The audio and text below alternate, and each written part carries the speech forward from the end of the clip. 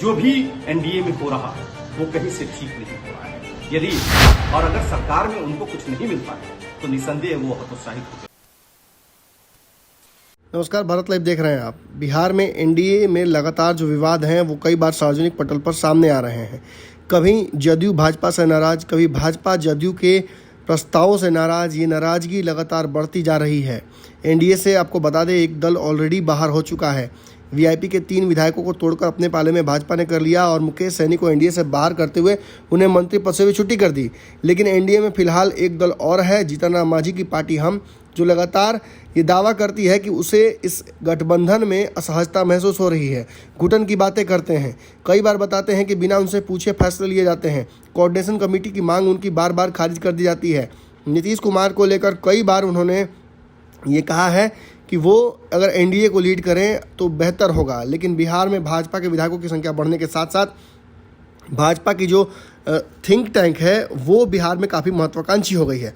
उसकी वजह से बिहार में एनडीए में कई समस्याएं सामने आ रही हैं, जिसमें सबसे बड़ी समस्या जो है वो ये है कि कोऑर्डिनेशन की कमी नज़र आ रही है।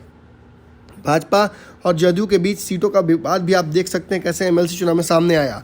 पहले जदयू ने अनाउंसमेंट की, उसके बाद भाजपा ने अपनी सीटों की अनाउंसमेंट की।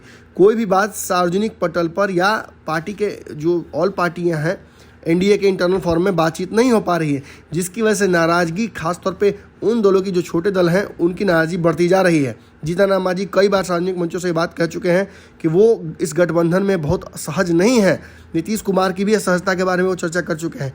लेकिन वक्त का तकाजा और जिस तरीके से बिहार में समस्याएं हैं उनको देखते हुए और ख़ासतौर पे वीआईपी के साथ जो हुआ उसको देखते हुए मांझी कई बार गठबंधन पर दबाव बनाने के बजाय चुप रहना उन्होंने लाजमी समझा। लेकिन इस बार फिर अनदेखी से नाराज़ हो गए हैं वो, और उन्होंने कहा है कि जैसे आपके कार्यकर्ता नाराज़ होते हैं वैसे ही हमारे कार्यकर्ता भी नाराज़ होते हैं, और इस तरीके से अगर हर बार हमारी अनदेखी की जाएगी तो ये एनडीए का भविष्य के लिए अच्छा नहीं है। उन्होंने ये भी कहा कि सरकार के 3 अंग हैं और तीनों अंगों को साथ मिलकर काम करना होगा। अगर नहीं अच्छे से काम होगा तो आने वाले समय में इसका बहुत बड़ा घाटा हो सकता है।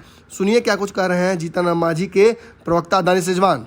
देखिए, लगातार हम एनडीए नेतृत्व से इस चीज की मांग कर रहे हैं कि हिंदुस्तानी आवाम मोर्चा भी सरकार का एक हिस्सा है।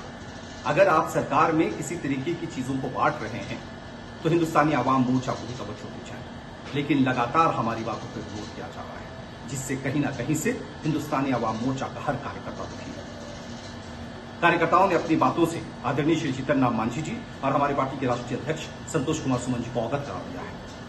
जो भी एनडीए में हो रहा है वो कहीं से ठीक नहीं हो रहा है।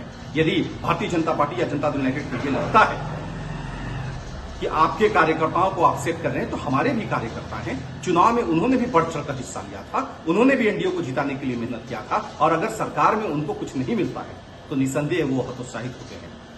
इस तरह का पैटर्न कहीं से ठीक नहीं है, और आने वाले वक्त के लिए ये एनडीए के लिए खतरे की घंटी है। अगर अभी भी एनडीए का शीर्ष नेतृत्व नहीं चेता तो आने वाला वक्त ठीक नहीं होगा। अगर ये वीडियो पसंद आई और वह बिहार के राजनीति और बिहारियत से सरोकार रखेनी तो सब्सक्राइब बटन दबा के चैनल के सब्सक्राइब कर ली। ओजे एगो घंटी बा, ओकरा बटन दबा देला से कुल सटीक और मारक खबर रुआ मुफ्त में मिल जाई। अगर रुआ पत्रकारिता के हमनी के नया प्रयोग में सहयोग कर चाहतानी तो ज्वाइन बटन दबा दी। पेटीएम नंबर नोट कर ली 9386816700। धन्यवाद।